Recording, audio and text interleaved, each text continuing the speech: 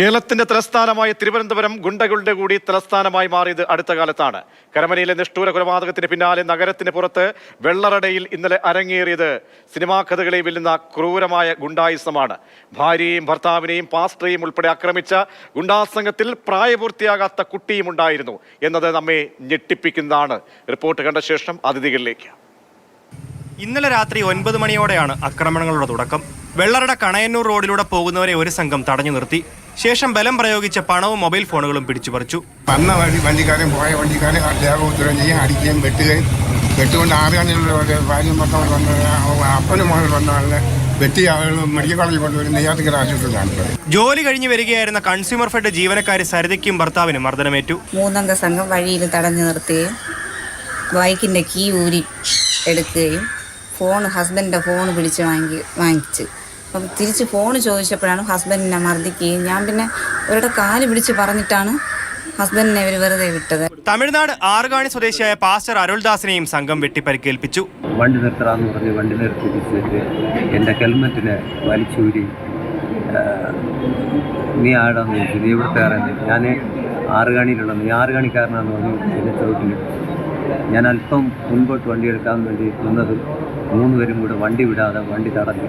വീടുകളുടെ ജനലുകൾ കല്ലെറിഞ്ഞ് തകർത്തു. മുറ്റത്ത് നിർത്തിയിട്ടിരുന്ന വാഹനങ്ങൾ അടിച്ചു തകർത്തു. വാതിൽ ചാടി ഉടനെ പെട്ടെന്ന് നിങ്ങൾ കയറി വന്നു അവന്മാര്. ഞാൻ വാതിൽ പൂട്ടിയത് കൊണ്ട് നമുക്കൊന്നും പറ്റിയില്ല. നാട്ടുകാർ ഓടിക്കൂടിയതോടെ സംഘം ബൈക്കിൽ കടക്കുകയായിരുന്നു.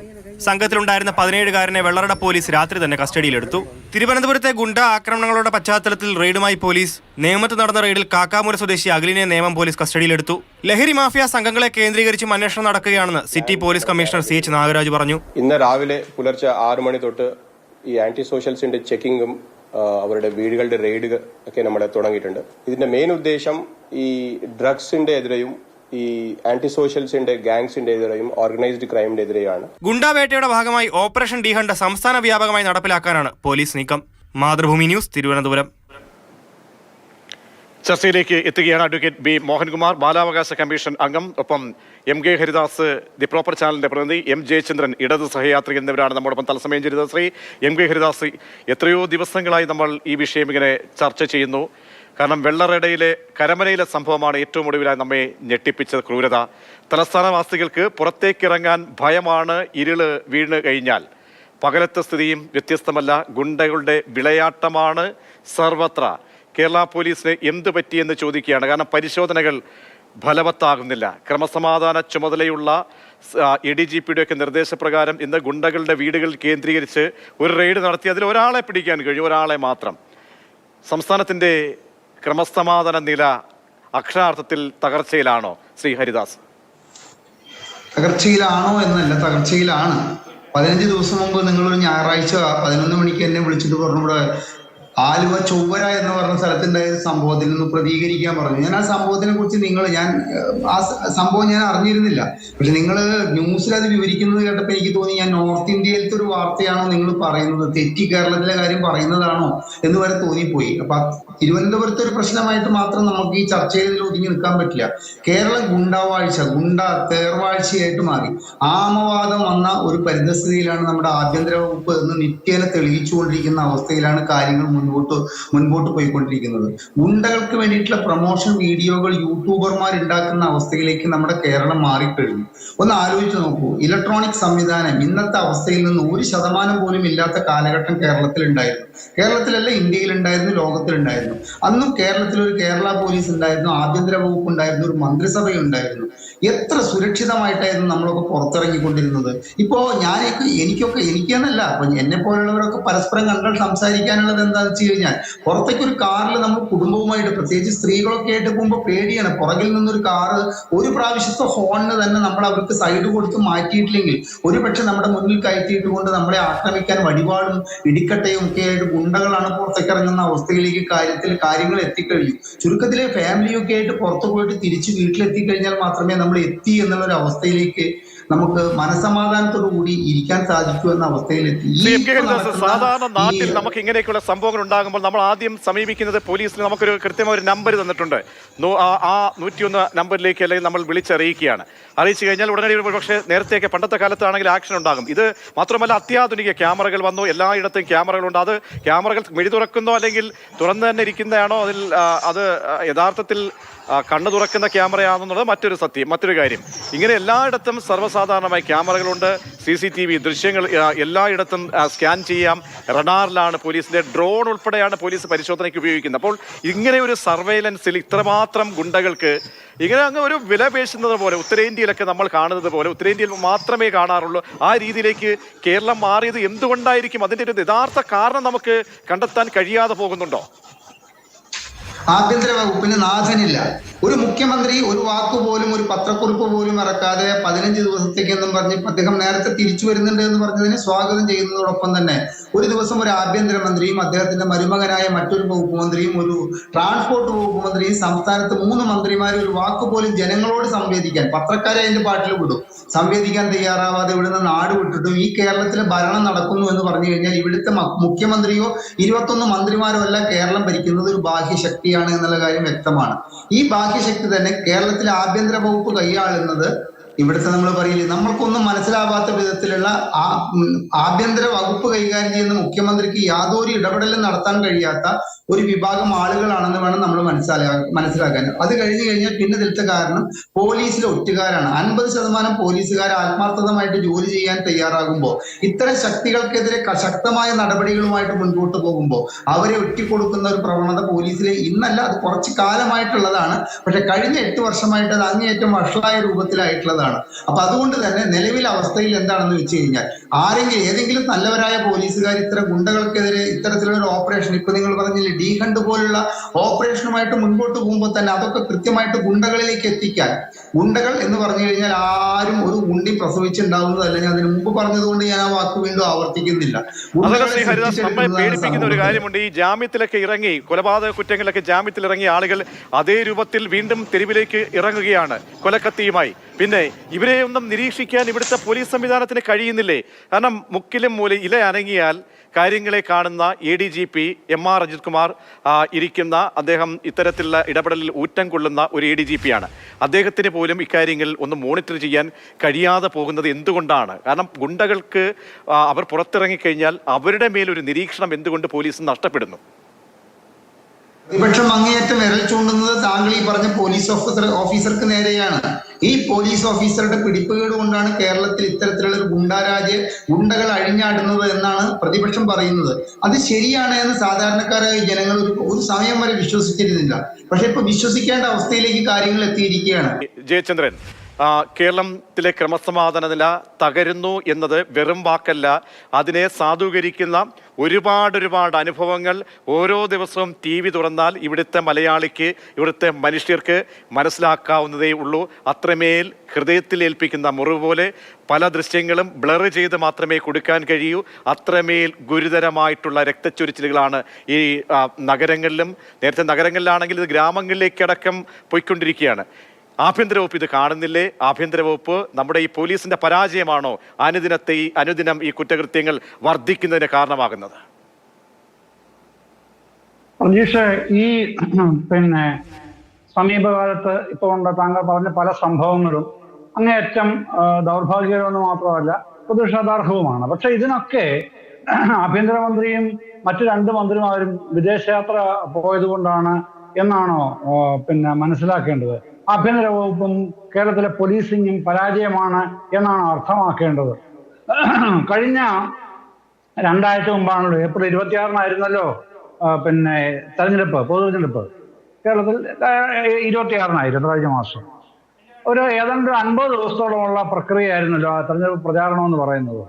ഈ പറയുന്ന ഗുണ്ടരാജ് കേരളത്തിലെ ക്രമസമാധാന നില തകർന്നു വീണു എന്നാണല്ലോ ആരോപിക്കുന്നത് ഇപ്പോ. അപ്പൊ ഈ 48ഓളം ദിവസങ്ങളിൽ കേരളത്തിലെ ക്രമസമാധാന നില തകർന്നഴിഞ്ഞ് വീണ് കിടക്കുകയായിരുന്നു. അന്ന് ഏറ്റവും കൂടുതൽ ആ തരത്തിൽ ഓർഗനൈസ്ഡ് ക്രൈംസ് നടക്കാൻ ഉണ്ടാകുമായിരുന്ന ഒരു സന്ദർഭം എന്ന് പറയുന്നത് അതാണല്ലോ. കാരണം പോലീസിന് മറ്റ് പല ഉത്തരവാദിത്തങ്ങളും തെരഞ്ഞെടുപ്പുമായി ബന്ധപ്പെട്ട് നിർവഹിക്കേണ്ടതുണ്ട്.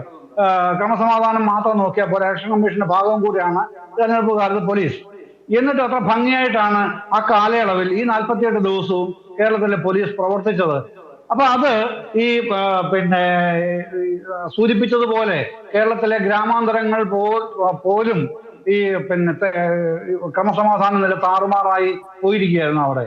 പക്ഷേ തീർച്ചയായിട്ടും ഇത്തരം ദൗർഭാഗ്യകരമായ സംഭവങ്ങൾ ഉണ്ടാകുന്നുണ്ട്. സത്യമാണ്, അത് ഒറ്റപ്പെട്ട സംഭവമല്ല. നോക്കൂ, ഇന്നത്തെ ക്രൈമിൽ ഒരു 17 വയസ്സുകാരൻ ഉൾപ്പെടുന്നു. നഗരത്തിലേക്ക് ലഹരികൾ പല രൂപത്തിൽ വരുന്നു. ഇതൊക്കെ നാട്ടുകാരല്ലല്ലോ പിടിച്ചു കൊടുക്കേണ്ടത്. ഇവിടെ ഒരു സംവിധാനമില്ലേ, ഒരു ഏകോപനമുണ്ടോ? കാരണം കേരള പോലീസ് പറയുന്നത് ഞങ്ങൾക്ക് അതിനുള്ള ഈ ആൾബലമില്ല, വിഭവശേഷിയില്ല എന്ന് പരോക്ഷമായിട്ടെങ്കിലും നമ്മോട് സമ്മതിക്കുന്നുണ്ട്. പക്ഷേ നമുക്ക് വകുപ്പുകൾ, നമ്മൾ തീറ്റിപ്പോറ്റുന്ന എത്രയോ വകുപ്പുകളുണ്ട്. ഇവിടെ ഇന്റലിജൻസ് സംവിധാനമുണ്ട്, നർക്കോട്ടിക് വിഭാഗമുണ്ട്, എക്സൈസ് ഉണ്ട്, മോട്ടോർ വാഹന വകുപ്പുണ്ട്. ഈ വകുപ്പുകളൊക്കെ ചേർത്തൊരു സംയോജിതമായിട്ട് ഈ വകുപ്പുകളെ വിളിച്ച് ഒരു സമിതി രൂപീകരിച്ച് ദൈനംദിനമായി അത് മോണിറ്റർ ചെയ്ത് ജനങ്ങളുടെ സുരക്ഷയാണ് വളരെ പരമപ്രധാനമായിട്ടുള്ളത്. വെൽഫെയറിനൊപ്പം ഈ സർക്കാരിൻ്റെ ഒരു ബാധ്യത കൂടിയാണ്. അത് നിർവഹിക്കാൻ കഴിയില്ലെങ്കിൽ ആ സർക്കാരും ആ വകുപ്പും പരാജയമെന്നേ പറയാൻ കഴിയൂ. പിന്നെ എന്ത് ന്യായീകരണം നൽകാൻ കഴിയും ശ്രീ ജയചന്ദ്രൻ? അത് ഇതിൻ്റെ ന്യായീകരിക്കേണ്ട യാതൊരു കാര്യമില്ലെന്നേ. ഇത് ന്യായീകരിക്കേണ്ട കാര്യമേ ഇല്ല പ്രതീക്ഷയെ. കാരണം ഇതൊരു പിന്നെ ഗവൺമെന്റ് എന്ന് പറഞ്ഞാൽ ഫങ്ഷൻ ചെയ്യുന്ന സംവിധാനമാണ് ഗവൺമെന്റ് എന്ന് പറയുന്നത്. ആ ഞാൻ പറഞ്ഞു വന്ന അതായിരുന്നു പറയാൻ തുടങ്ങിയ മറ്റൊരു കാര്യമായിരുന്നു. പിന്നെ കഴിഞ്ഞ വർഷവും അതിന്റെ മുമ്പിലത്തെ വർഷവും ഒക്കെ ഞാനിങ്ങനെ നോക്കുമായിരുന്നു. പിന്നെ താങ്കൾ ഇത് പറഞ്ഞതിന് ശേഷം കുറച്ച് മുമ്പ്. അപ്പോൾ ഈ ഓരോ സമയത്തും പ്രതിപക്ഷ നേതാവിന്റെയും മറ്റു പ്രതിപക്ഷ നേതാക്കളുടെയും ഒക്കെ സ്റ്റേറ്റ്മെന്റ് ഇങ്ങനെ ഞാൻ അങ്ങനെ വായിച്ചു പോരുമായിരുന്നു. 2016 മുതലുള്ളത് തന്നെ. അപ്പൊ എല്ലായിടത്തും ഒരേ പല്ലവിയാണ് വരുന്നത്. പ്രശ്നങ്ങൾ ഉണ്ടായാൽ, പോലീസുമായിട്ട് ബന്ധപ്പെട്ട പ്രശ്നങ്ങൾ ഉണ്ടാകുമ്പോൾ ഉടനെ ക്രമസമാധാനം തകർന്നു, പിന്നെ ആഭ്യന്തര വകുപ്പിന് നാഥനില്ല എന്നുള്ള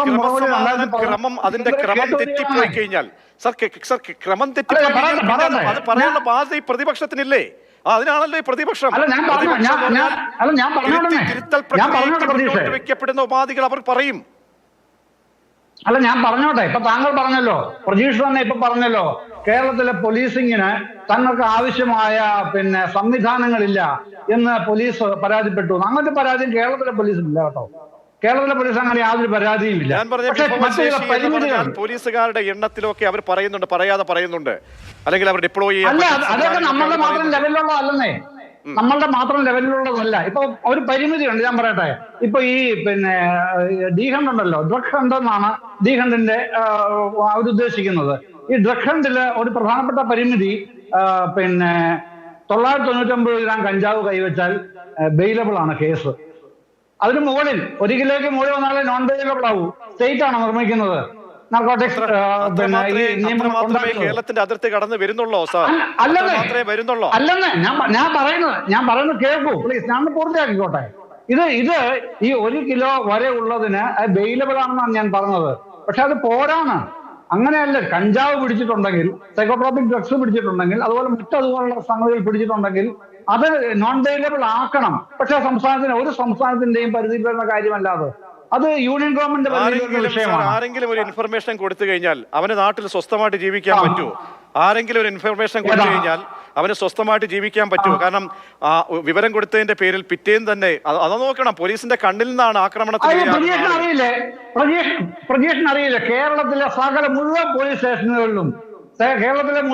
സ്റ്റേഷനുകളിലും ഇൻഫോർമർമാർ എന്ന് പറഞ്ഞ ഒരു വിഭാഗമുണ്ട് പോലീസിന്റെ കീഴിൽ. അവര് സാധാരണ ഓർഡിനറി പീപ്പിൾസ് ആണ്, കോമൺ മാൻ ആണ്, സാധാരണക്കാരായ മനുഷ്യരാണ്. അവരെയാണ് ഇൻഫോർമേഴ്സ് ആയിട്ട് പോലീസ് രഹസ്യമായിട്ട് വെക്കുന്നത്. പോലീസിന്റെ പിന്നെ എല്ലാ സ്റ്റേഷനുകളിലും ഇത്രയും ഇൻഫോർമർമാരുണ്ട്. അത്തരം വിവരങ്ങൾ പോലീസ് കളക്ട് ചെയ്യാറുമുണ്ട്, അതനുസരിച്ച് കാര്യങ്ങൾ ചെയ്യാറുമുണ്ട്. അത് ജനങ്ങൾ പറഞ്ഞു കൊടുക്കാത്ത വിവരങ്ങളൊന്നുമല്ല. ഞാൻ ചോദിക്കട്ടെ, നാട്ടില് നേരത്തെ പറഞ്ഞുവല്ലോ, കാരണം ശ്രീ MK ഹരിദാസ് പറഞ്ഞ ഒരു സാധാരണക്കാരന്റെ അനുഭവമാണ്. പുറത്തേക്ക് നമ്മളായാലും തിരുവനന്തപുരത്തേക്ക് ഇറങ്ങിക്കഴിഞ്ഞാൽ രാത്രിയിൽ നമ്മളെ വന്ന് വണ്ടി തട്ടിക്കഴിഞ്ഞാൽ തിരിച്ചു പോലും ചോദിക്കരുത്. നമ്മൾ ആ ഇടിവേറ്റ് മുറിവുമായിട്ട് നേരെ ആശുപത്രി വല്ലതും പോകണം. തിരിച്ചു ചോദിച്ചു കഴിഞ്ഞാൽ ഒന്നുകിൽ കത്തി കൊണ്ട് കുത്തും. ആ മനോനിലയിലേക്ക് ഇവിടുത്തെ ഒരു യുവത മാറിക്കഴിഞ്ഞു. അപ്പോൾ അതിൻ്റെ ഉത്തരവാദിത്വം എന്താ? രാത്രിയിൽ മുക്കിന് പോലീസുകാരെ ചെക്കിംഗ് ഉണ്ടാവുന്നതെന്ന് പറയുന്നു. പക്ഷേ ഈ കാണുന്ന ലഹരിയുമായിട്ട് വരുന്ന വാഹനങ്ങളോ അല്ലെങ്കിൽ ഒരു എം ബി ഡി എന്ന് പറയുന്നത് നമുക്കൊരു സിസ്റ്റം ഉണ്ട്. കഴിഞ്ഞ ഒരാഴ്ച കാലമായിട്ട് ഒരു റീൽസ് വണ്ടി ഇങ്ങനെ കുത്തനെ തലകുരിച്ച് എങ്ങനെ ബൈക്കാണോ എന്ന് പറയാൻ കഴിയില്ല, ആ ബൈക്കിന്റെ വീല് മുകളിലോട്ടിരിക്കുക, അതുമായിട്ട് ഓടിച്ച് കിലോമീറ്ററുകളോളം ഒരു യുവാവ് പോയി കഴിഞ്ഞിട്ട് ഒരാഴ്ച കഴിഞ്ഞ് കണ്ടതേ ഇല്ല, കണ്ട മട്ടയില്ല. ആ വാഹനമൊക്കെ തീ പരത്തി, കാരണം ഇതിന്റെ ബൈക്കിന്റെ സ്റ്റാൻഡൊക്കെ തീ പരത്തി ഇങ്ങനെ രാത്രിയിൽ ഇവിടെ തിരുവനന്തപുരത്ത് പാളത്തൊക്കെ ഓടിക്കുന്നുണ്ട്. ഇതൊന്നും പോലീസ് കാണുന്നതേ ഇല്ല. അപ്പോൾ ഇത് ആരാണ് ചെയ്യേണ്ടത് സാർ?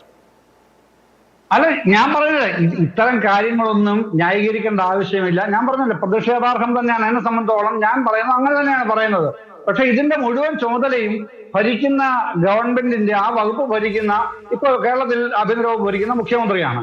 മുഖ്യമന്ത്രിയുടെ കുഴപ്പമാണ്, ബാക്കി ശക്തികളാണ് ആഭ്യന്തര വകുപ്പ് ഭരിക്കുന്നത് എന്നൊക്കെ പറയേണ്ടവർക്ക് പറയാം. എനിക്കതോടൊന്നും വിയോജിപ്പില്ല. കാരണം അഭിപ്രായ സ്വാതന്ത്ര്യമല്ലേ, പറയാനുള്ള സ്വാതന്ത്ര്യമുണ്ട്. പക്ഷെ എന്റെ നിലപാടാണ് ഞാൻ പറയുന്നത്, എന്റെ അനുഭവം ഞാൻ പറയുന്നത്. അപ്രകാരം ഞാൻ കാണുമ്പോഴേക്ക് ഞാൻ കാണുന്ന പ്രധാനപ്പെട്ട കാര്യം ഞാൻ പറഞ്ഞ അതാണ്. ഈ 48 ദിവസം നീണ്ടുവന്ന ഇലക്ഷനിയറിംഗില് ഈ പറയുന്നത് പോലെ പരസ്യമായ ഗുണ്ടാവിളയാട്ടങ്ങളായിരുന്നു കേരളത്തിലെ നാട്ടിൻപുറങ്ങൾ മുഴുവൻ ഉണ്ടായത്. 1999 ഞാൻ അങ്ങിലേക്ക് മടങ്ങിയെത്താം. അഡ്വക്കേറ്റ് ബി മോഹൻകുമാർ, ബാലാവകാശ കമ്മീഷൻ അംഗമാണ്. ഒരു പൊളിറ്റിക്കൽ ഡിസ്കഷൻ എന്ന നിലയിൽ ആ അംശത്തിലേക്ക് രണ്ടുപേർ മാറി എന്നതേ ഉള്ളൂ. താങ്കൾക്ക് അതിൻ്റെ പരിമിതികളുണ്ട്, പക്ഷേ യാഥാർത്ഥ്യങ്ങൾ താങ്കൾക്ക് പറയാൻ അതിന് ബുദ്ധിമുട്ട് ഇല്ല എന്നാണ് ഞാൻ മനസ്സിലാക്കുന്നത്. കാരണം ഇന്നത്തെ ഒരു ക്രൈമിൽ ഒരു 17 വയസ്സുകാരനും പിടിക്കുകയാണ്. നമ്മുടെ പ്രധാനപ്പെട്ട ഒരു കാര്യം, കുട്ടികളാണ് പലപ്പോഴും ഈ പിടിക്കപ്പെടുന്ന ലഹരി കേസുകളുമായി ബന്ധപ്പെട്ടും ഈ അക്രമവുമായി ബന്ധപ്പെട്ടൊക്കെ ഒരു 25 വയസ്സിന് താഴെയുള്ള ആളുകളാണ് പലപ്പോഴും ടൂളാകുന്നതോ അല്ലെങ്കിൽ സ്വയം രംഗത്തേക്ക് ഇറങ്ങുകയോ ചെയ്യുന്നത്. അവിടെയാണ് വളരെ ഗുരുതരമായ ഒരു വിഷയം കാണേണ്ടത്. സ്കൂളുകളൊക്കെ കേന്ദ്രീകരിച്ച് പലയിടങ്ങളിലും ലഹരി എത്തുന്നു, മോണിറ്ററിംഗ് നടക്കുന്നില്ല എന്നൊക്കെയുള്ള യാഥാർത്ഥ്യങ്ങൾ നമുക്കിതിനെയൊക്കെ പൊളിച്ചെഴുതി ഈ 17 വയസ്സുകാരനടക്കം ഈ ക്രിമിനൽ വാസനയിലേക്ക് എത്തപ്പെടുമ്പോൾ അതിൻ്റെ ഗൗരവം എത്രത്തോളം മനസ്സിലാക്കേണ്ടി വരും. താങ്കളെപ്പോലെയുള്ള ഒരുപാട് സംവിധാനങ്ങൾ ഈ സംസ്ഥാനത്ത് പ്രവർത്തിക്കുന്നുണ്ട്. അവിടെയാണ് നിങ്ങളുടെയൊക്കെ റോള് വളരെ പ്രധാനമാകുന്നത്. ഉത്കണ്ഠയുണ്ടോ താങ്കൾക്ക്?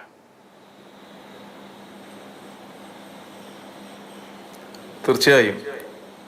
പ്രജീഷ ഇവിടെ ചൂണ്ടിക്കാണിച്ച കാര്യത്തോട് ഞാനിവിടെ ഇന്നലെ ഉണ്ടായ സംഭവത്തിൽ 17 വയസ്സുള്ള ഒരു കുട്ടി ഇതിൻ്റെ ഭാഗമായി മാറി എന്നുള്ളത് വളരെ വേദനാജനകമായിട്ടുള്ള ഒരു കാര്യമാണ്. നമ്മുടെ സമൂഹം അണുകുടുംബ അവസ്ഥയിലേക്ക് മാറിയതിനു ശേഷം ഉണ്ടായിട്ടുള്ള സംഭവങ്ങളാണ് സമീപകാലത്തുണ്ടാകുന്ന പല വിഷയങ്ങളുടെയും പ്രധാനപ്പെട്ട കാരണമെന്ന് ഒരു ചിന്ത നമുക്ക് വളർന്നു വരേണ്ട കാലം അതിക്രമിച്ചിരിക്കുകയാണ്. ഇപ്പം 3-4 പ്രധാനപ്പെട്ട വിഷയങ്ങളാണ് ഇങ്ങനെയുള്ള വിഷയത്തിലേക്ക് കുട്ടികളെ അതിൻ്റെ ഭാഗമായി അവർ ഇൻവോൾവ്ഡായി പോകുന്നത് എന്ന യാഥാർത്ഥ്യം നമുക്കറിയാവുന്നതാണ്.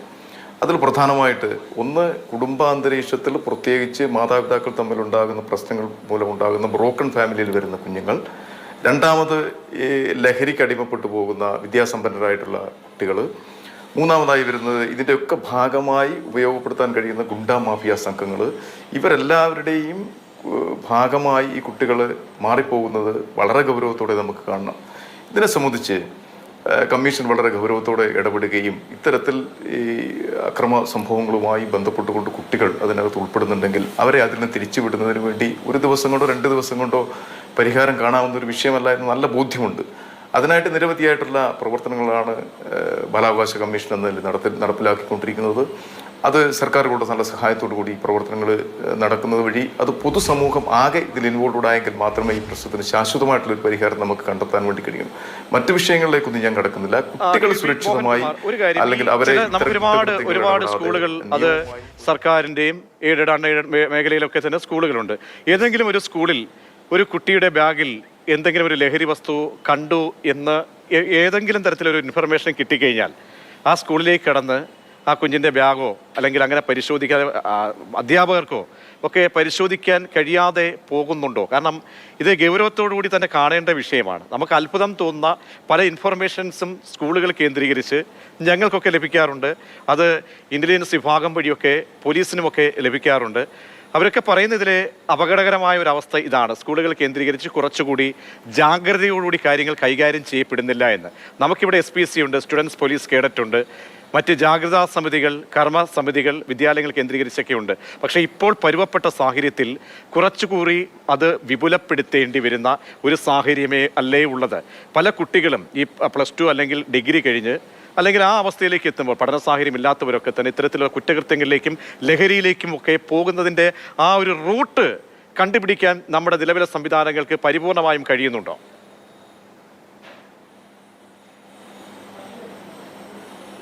തീർച്ചയായും പ്രതീക്ഷ, ഇത് ആദ്യത്തെ എന്നോട് ചോദിച്ച ചോദ്യത്തിൻ്റെ ഒരു മറുപടി എന്ന നിലയിൽ കുട്ടികൾ സ്കൂളുകളിൽ അവരുടെ ബാഗുകൾ പരിശോധിക്കലോ ഇങ്ങനെയുള്ള ചില അലിഗേഷൻസ് ഒക്കെ വന്ന് പരിശോധിക്കുന്നതിൽ യാതൊരു തെറ്റുമില്ല.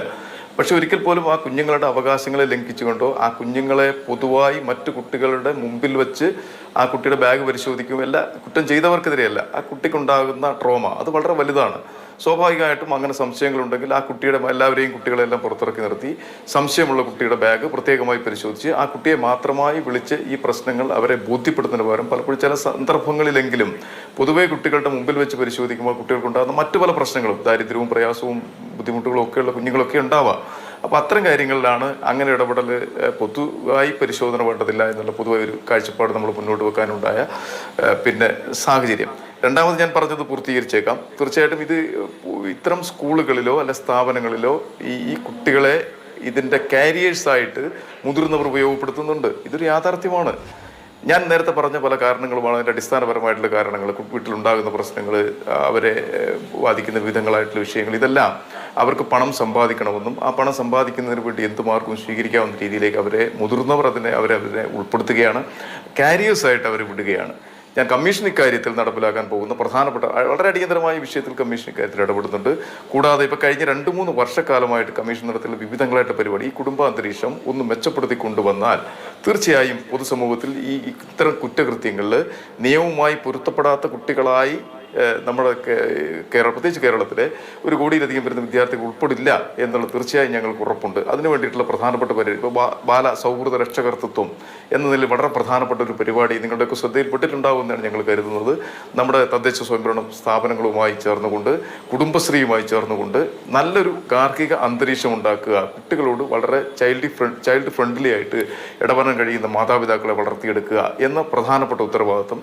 രണ്ടാമതായിട്ട് സുരക്ഷിത ബാല്യം സുന്ദര ഭവനം എന്നുള്ളത്, നല്ല കുടുംബങ്ങളിൽ അവർ വളർന്നു വരണം. പരിമിതമായ സാഹചര്യങ്ങൾ നേരത്തെ ഞാൻ ചൂണ്ടിക്കാണിച്ചതുപോലെ ചിലപ്പോൾ പ്രയാസങ്ങളുള്ള കുടുംബങ്ങളുണ്ടാവാം, പക്ഷെ അവരുടെ ബാല്യം ഉള്ള ഭവനത്തിൽ സുരക്ഷിതവും സുന്ദരവുമായി മാറുക എന്ന ഏറ്റവും പ്രധാനപ്പെട്ട ചുമതലയാണ് കമ്മീഷൻ മുന്നോട്ട് വെക്കുന്നത്. സൗഹാർദ്ദപരമായിട്ടുള്ള ക്രിയാത്മകമായുള്ള ഇടപെടലാണ് നടത്തുന്നത്. നമുക്കൊരു സംസ്ഥാനത്ത് ഗുണ്ടാരാജോ എന്നതാണ് പ്രധാനപ്പെട്ട ചർച്ചാ വിഷയം. ശ്രീ MK ഹരിദാസ്, നമുക്ക് ഒരുപാട് സംവിധാനങ്ങൾ നിലവിലുണ്ട്, പക്ഷെ ആ നിലവിലെ സംവിധാനങ്ങൾ യൂട്ടിലൈസ് ചെയ്യുന്നില്ല എന്നുള്ളതാണ് പോലീസ് ഉൾപ്പെടെയുള്ള സംവിധാനങ്ങൾ. കാരണം കാപ്പ വളരെ പ്രധാനപ്പെട്ട വകുപ്പാണ്. അതൊക്കെ മോണിറ്റർ ചെയ്യേണ്ട ജില്ലാ ഭരണ മേധാവി ഇപ്പോൾ കുഴിനകം നോക്കി നടക്കുകയാണ്. അദ്ദേഹത്തിൻ്റെ കുഴിനകം എങ്ങനെ ചികിത്സിക്കാം, അതിനുവേണ്ടി ഡ്യൂട്ടിയിലുള്ള ഡോക്ടറെ വിളിച്ചു വരുത്താമെന്നാണ് അദ്ദേഹം ചിന്തിക്കുന്നത്.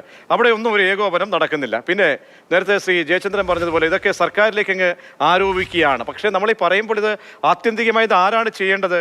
പൊതുജനത്തിന് എനിക്കോ താങ്കൾക്കോ ഇറങ്ങി ഈ ഗുണ്ടകളെ നേരിടാൻ കഴിയില്ല. അപ്പോൾ ചെയ്യേണ്ട സംവിധാനങ്ങൾ ചെയ്യാതിരുന്നാൽ അത് സ്വാഭാവികമായും പ്രതിപക്ഷത്തിനടക്കം പ്രതികരിക്കാം.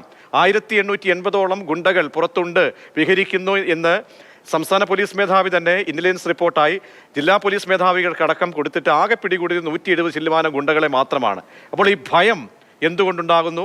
ഏതെങ്കിലും തരത്തിൽ ഇവരുമായി ഒരു നെക്സസ് നിലനിൽക്കുന്നുണ്ടോ? നോക്കൂ, തലയ്ക്ക് ചേരാത്ത തൊപ്പിയും തൊപ്പിക്ക് ചേരാത്ത തലയുമായിട്ട് ഒരുപാട് പോലീസ് ഏമാന്മാർ നമ്മുടെ ഈ സേനയിലുണ്ട് എന്നുള്ളത് നമ്മുടെ വലിയൊരു വീക്ക്നെസ് ആണ്. കേന്ദ്ര സർക്കാരിന്റെ നർക്കോട്ടിക് ആക്ടിന്റെ പരിധിയിൽ വരുന്ന പരാജയം കൊണ്ടാണ് കേരളത്തിൽ ഇത്തരം സംഭവങ്ങൾ ഉണ്ടാകുന്നത് എന്നുള്ള കാഴ്ചപ്പാടിലേക്ക് എത്താൻ മാത്രം വികലമായൊരു മനസ്സല്ല എനിക്ക്.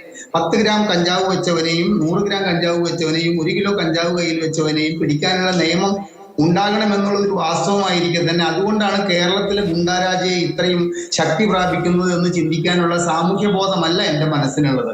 അതുമാതിരി തന്നെ ഇലക്ഷൻ കാലത്ത് ഇവിടെ എത്രയോ ഭംഗിയായിട്ട് ഇലക്ഷൻ കാലത്ത് യാതൊരു ഗുണ്ടാക്രമണവും ഉണ്ടായിട്ടില്ലെന്ന് ഇവിടെ ഒരു എൻ്റെ സുഹൃത്ത് പറയുന്നത് കേട്ടത് കൊണ്ട് പറയുന്നത്, ഈ ചൊവ്വരയില് ഈ വലിയൊരു ആക്രമണം ഒരു മുൻ പഞ്ചായത്ത് പ്രസിഡന്റിനെ വൈരാഗ്യത്തിന്റെ പേരിൽ ജനം കൂടി നിൽക്കുന്ന നാൽക്കവലയിൽ വെച്ച് ആക്രമിച്ചത് ഈ ഇലക്ഷന്റെ 6 ദിവസം മുമ്പാണെന്നുള്ള കാര്യം ഞാൻ ആ സുഹൃത്തിനെ ഓർമ്മിപ്പിക്കുകയാണ്. തന്റെ ഗ്യാങ്ങിനെ മറ്റൊരു 21-കാരൻ ഒറ്റിക്കൊടുക്കുമോ എന്നുള്ള ഭയം കൊണ്ട് ഒരു ഗുണ്ട ഒരു 21-കാരനെ കൊന്നിട്ട് ആ ശവം ചുമന്നിട്ട് പോലീസ് സ്റ്റേഷന്റെ കോമ്പൗണ്ടിലേക്ക് വലിച്ചെറിഞ്ഞത് കോട്ടയത്ത് ഈ സർക്കാരിന്റെ ആഭ്യന്തര വകുപ്പിന്റെ തലപ്പത്ത് പിണറായി വിജയൻ ഇരിക്കുന്ന കാലത്താണ്. അപ്പോൾ പിണറായി വിജയന്റെ ഭരണ നേട്ടം കൊണ്ടാണ് അങ്ങനെ ഗുണ്ടകൾ ഗുണ്ടകൾ കേരളത്തിൽ അഴിഞ്ഞാടുന്നത് എന്നുള്ളത് പറയാനുള്ള വിവേകമല്ല എന്റെ മനസ്സിലുള്ളത് എന്നുകൊണ്ട് ഈ സംഭവങ്ങൾക്കൊക്കെ ഉത്തരവാദി കേരളത്തിന്റെ നിലവിലെ ആഭ്യന്തര വകുപ്പാണ്. പാലാരിവട്ടം പാലം ഇടിഞ്ഞു വീണത് ഉമ്മൻചാണ്ടി സർക്കാരിലെ PWD വകുപ്പ് മന്ത്രിയുടെ പരാജയം കൊണ്ടാണെന്ന് പറയുന്ന എനിക്ക് ഇത്തരത്തിൽ കേരളത്തിൽ ഗുണ്ടാവിളയാട്ടം നടക്കുമ്പോൾ അത് ആഭ്യന്തര വകുപ്പിന്റെ പരാജയം കൊണ്ടല്ല എന്ന് പറഞ്ഞുകൊണ്ട് ഈ ചർച്ചയെ അവസാനിപ്പിക്കാൻ പറ്റില്ല.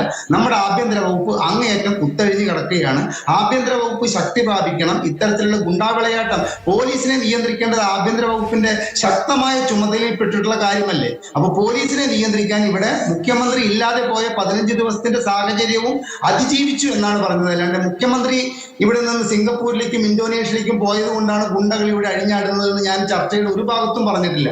15 ദിവസം മുഖ്യമന്ത്രി ഇല്ലാതെയും കേരളം ഭരിക്കപ്പെടുമെന്ന് തെളിയിക്കപ്പെട്ട സ്ഥിതിക്ക് ഇവിടെ പിന്നെ എന്തിനാണ് ഒരു ആഭ്യന്തര വകുപ്പുള്ളത്?